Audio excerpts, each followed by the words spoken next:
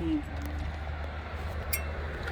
may want to tell about the difference of the length of that piece. Sure.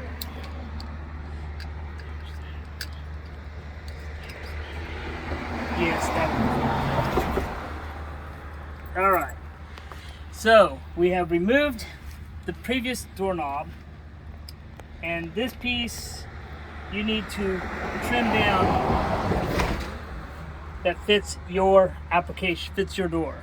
So I'm going to use the previous piece,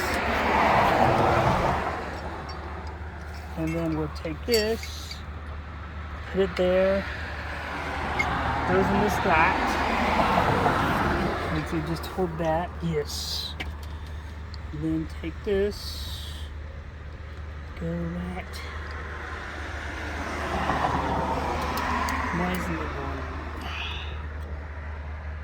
Why is it going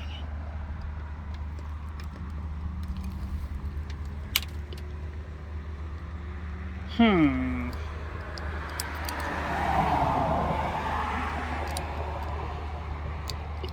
Let me see this. Sure.